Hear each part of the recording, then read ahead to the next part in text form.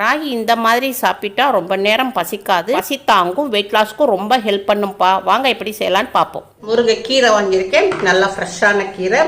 கீரை வந்து ரொம்ப நல்லா ஒரு இனிப்பான கீரைப்பா. அவ்வளோ ஒரு டேஸ்ட்டாக இருக்கும். அவ்வளோ ஒரு கீரை வந்து நல்லா ஒரு இனிப்பாக இருக்கும். இந்த முருங்கைக்கீரை வச்சு தான் நம்ம ஒரு ரொட்டி சுட போகிறோம். அம்மா வந்து இதை நல்லா வாஷ் பண்ணிவிட்டு லைட்டாக உலர வச்சுருக்கேன். இதை ஃபுல்லாக நம்ம உருவிக்கிடுவோம். முருங்கைக்கீரையிலப்பா நல்ல மருத்துவ குணம் இருக்கு. இதுல வந்து வைட்டமின் டி இருக்கு, கால்சியம் இருக்கு, நிறைய இருக்குப்பா. இந்த முருங்கைக்கீரையை நம்ம அடிக்கடி எடுத்துக்கிட்டோம்னா நம்ம உடம்புக்கு ரொம்ப நல்லது. நம்ம ரொம்ப ஹெல்தியா இருப்போம். முருங்கைக்கீரையை நம்ம உருவியாச்சுப்பா. இப்பப்பா அம்மா வந்து ராகி மாவு எடுத்திருக்கேன். இது பலசர கடையில தான் வாங்கினது. எல்லா பலசர கடையிலுமே ராகி மாவு கிடைக்குது. இப்ப இதுல வந்து அம்மா வந்து 1 கப் எடுத்துக்கிறேன். இதை வந்து ஒரு பவுல்ல போட்டுக்கிடுவோம். அம்மா வந்து கேஸ் ஆன் பண்ணியிருக்கேன். ஒரு கடாய் வச்சுருக்கேன். கடாய் கொஞ்சம் சூடாகட்டும். கடாய் சூடாயிடுச்சு. இப்போ நம்ம எடுத்து வச்சிருந்த ராகி மாவை இதில் போட்டுக்கிடுவோம். கடாயுடைய சூட்டில் ஒரு 2 நிமிஷம் வறுத்துக்கிடுவோம். அப்போ அடுப்பை நம்ம மீடியத்தில் வச்சு ஒரு 2 நிமிஷம் நம்ம வறுத்துக்கிட்டோம். மாவு வந்து நல்லா கொஞ்சம் வறுபட்டுருச்சு. இப்படி நம்ம மாவு வறுத்து நம்ம சாப்பிடும்போது நம்மளுக்கு வந்து நல்ல ஒரு சாஃப்ட் கிடைக்கும், நல்ல ஒரு டேஸ்டாகவும் இருக்கும். இப்போ இதை வந்து ஒரு பவுலில் கொட்டிக்கிடுவோம். இப்போ இந்த மாவில் நம்ம ராகி மாவு வறுத்து வச்சுருக்கோம் இல்லையா, அது நல்லா ஆறிடுச்சு. இதில் போட்டுக்கிடுவோம். ஒரு பிடி போட்டுக்கிடுவோம். ஒரு 1/4 டீஸ்பூன் சீரகம் போட்டுக்கிடுவோம். ஒரு பச்சை மிளகாய் போட்டுக்கிடுவோம்ப்பா காரத்துக்கு. இதை பொடியாக நறுக்கி போட்டுக்கிடுவோம்.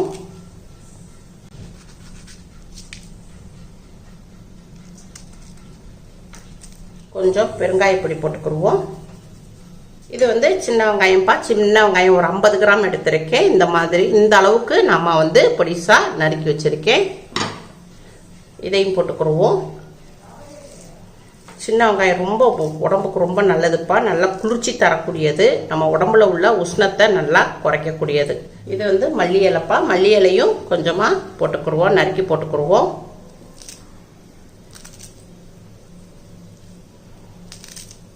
ஒரு ஸ்பூன் தேங்காய் பூ போட்டுக்கிறோம்ப்பா. ரொம்ப டேஸ்டா இருக்கும். தேவையான அளவுக்கு உப்பு போட்டுக்கிடுவோம், பிங்க் சால்ட்டு. இதை எல்லாத்தையுமே நம்ம பிசைஞ்சுக்கிடுவோம். இப்போ கொஞ்சம் நம்ம தண்ணி தொளிச்சு ரொட்டி மாவு பதத்துக்கு பிசைஞ்சுக்கிடுவோம். கொஞ்சம் கொஞ்சமா தொளிச்சு விட்டு நம்ம பிசைஞ்சுக்கிறோம்ப்பா. கொஞ்சம் டைட்டா இருக்கு. நம்ம இன்னும் கொஞ்சம் தண்ணி ஊற்றிக்கிடுவோம். இந்த மாதிரி இருக்கணும். இந்த மாதிரி இருந்தால் நம்மளுக்கு இலையிலையோ இல்லை நம்ம பேப்பர் ஷீட்லையோ தட்டுறதுக்கு ஈஸியாக இருக்கும். இந்த மாதிரி இருக்கணும். நல்லா பிசைஞ்சு விட்டுக்கிறணும். அப்போ தான் நம்மளுக்கு பிசைய மாவு வந்து நல்லா சாஃப்டாகவும் இருக்கும். நம்மளுக்கு ரொட்டியும் சாஃப்டாக இருக்கும். சாப்பிடும்போது ரொம்ப சாஃப்டாக இருக்கும். இப்போ நம்ம பிசைஞ்சாச்சு. நல்லா சாஃப்டாக இருக்குப்பா. அம்மா வந்து இஞ்சி வச்சுருக்கேன். கொஞ்சம் இஞ்சி வந்து நல்ல ஒரு ஃப்ளேவர் தரும்ப்பா. நல்ல நம்ம ஜீரண சக்தியும் நல்லா அதிகரிக்கும். இன்னொன்று வந்து வெயிட் லாஸ்க்கும் நல்லா ஹெல்ப் பண்ணும். இதை கொஞ்சம் துருவி போட்டுக்கிடுவோம். பிசைஞ்சு விட்டுக்கிடுவோம். இப்போ மாவை மூடி போட்டு ஒரு 5 நிமிஷத்துக்கு ரெஸ்ட்டில் வச்சுருவோம். அப்பா அம்மா வந்து கேஸ் ஆன் பண்ணியிருக்கேன். ஒரு சின்ன கடாய் வச்சுருக்கேன். எண்ணெய் துணி வச்சு லைட்டாக தடவிக்கிடுவோம். 2 வத்தல் போட்டிருக்கேன்ப்பா. இது 2 வத்தல் போட்டுக்கிடுவோம். மிளகா வத்தல். அடுப்பை மீடியத்தில் வச்சு நம்ம இந்த மிளகா வத்தலை வறுத்துக்கிடுவோம். இப்போ மிளகா வத்தலை நம்ம கொஞ்சம் கடாயுடைய சூட்டில் இப்போ இதை வறுத்தாச்சு. இதை எடுத்து ஒரு பவுலில் மாற்றிக்கிடுவோம். இப்போப்பா அம்மா கொஞ்சம் நிலக்கடலை பருப்பு போட்டிருக்கேன். ஒரு 2 ஸ்பூன் அளவுக்கு நிலக்கடலை பருப்பு போட்டிருக்கேன். இதை நல்லா கொஞ்சம் கடாயுடைய சூட்டில் வறுத்துக்குவோம். இப்போ நிலக்கடலை பருப்பை வறுத்தாச்சு. இப்போ இதையும் எடுத்து ஒரு பவுலில் மாற்றிக்கிடுவோம். இப்போ அம்மா வந்து 2 பூண்டு போட்டிருக்கேன். பல் பூண்டு சிறியதாக, கொஞ்சோண்டு இஞ்சி, ஒரு சின்ன வெங்காயத்தில் ஒரு 4 சின்ன பீஸு, கொஞ்சோண்டு புளி, லைட்டாக புளி. இப்போ இதை ஒரு வதக்கிடுவோம். கொஞ்சம் மல்லி இலை. கடாயோடைய சூட்டில் மட்டும்தான் வறுக்கணும். கேஸ் ஆஃப் பண்ணிடுவோம். ஆஃப் பண்ணிவிட்டு இதை அப்படி அந்த சூட்டில் லைட்டாக வதக்கிக்கிடுவோம். இதை வந்து லைட்டாக மல்லி இலை வந்து வதங்கிடுச்சு. இதை வந்து எடுத்துருவோம், பவுலில் மாற்றிக்கிறோம். இப்போ மிக்ஸி ஜார் எடுத்துருக்கேன் அம்மா.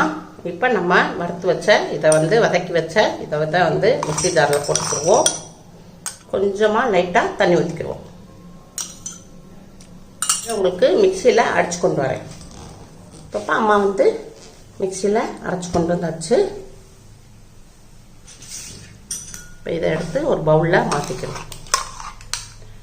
கொஞ்சம் அம்மா வந்து 2 ஸ்பூன் தண்ணி ஊற்றினேன், தண்ணி ஊற்றி அரைச்சிருக்கு. அப்போ அம்மா வந்து ஒரு 5 நிமிஷத்துக்கு மாவை ரெஸ்ட்டில் வச்சுருந்தோம். இப்போ ஓப்பன் பண்ணுவோம். மாவு நல்லா செட் ஆகிக்கிடுச்சு. நல்லா மாவு ரொம்ப சாஃப்டாக இருப்பா நல்லா. இப்போ இதை வந்து ஒரு உருண்டை உருட்டிக்கிடுவோம். இந்த அளவுக்கு எடுத்துக்கிடுவோம். நம்ம அம்மா வந்துப்பா இலை வாங்கியிருக்கேன். இலையில வச்சு தான் தட்ட போகிறோம். இப்போ தண்ணி வச்சு தொடச்சிக்கிடுவோம். இங்கே இலையில இருந்தால் இலையில தட்டிக்கோங்க, இல்லை பேப்பர் சீட் இருந்தால் பேப்பர் சீட்டு தட்டுக்கோங்க.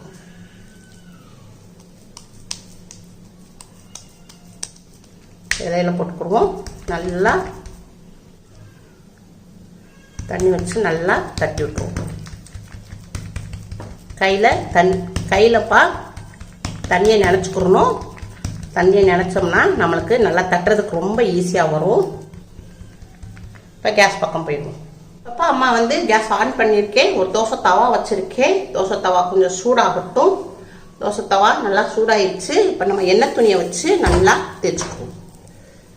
இப்போ நம்ம வாழை இலையில தட்டி வச்சுருந்த இதுக்கு எல்லாம் போட்டுருவோம். ஒரு 3 நிமிஷத்துக்கு இலையோடய இருக்கட்டும். அப்போ அம்மா வந்து இலையோட போட்டு 3 நிமிஷம் நம்ம வச்சுருந்தோம். இப்போ வாழை இலையில் உள்ள சத்துக்களும் நம்மளுக்கு ரொட்டியில் நல்லா இறங்கி நல்லா ஃப்ளேவர் கொடுக்கும். இதை வந்து இப்படியே எடுத்துருவோம்.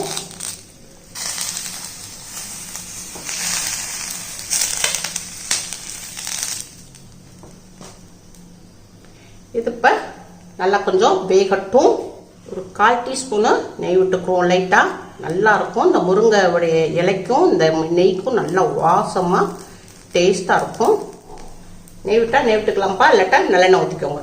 அப்பா ஓரம் சுற்றி நல்லா கொஞ்சம் வெந்துருச்சு. இப்போ நம்ம கொஞ்சம் தோசை கரண்டியை வச்சு லைட்டாக பரட்டி போட்டுக்குருவோம். நல்லா சைடில் கொடுத்து இப்படி எடுத்து விடணும்.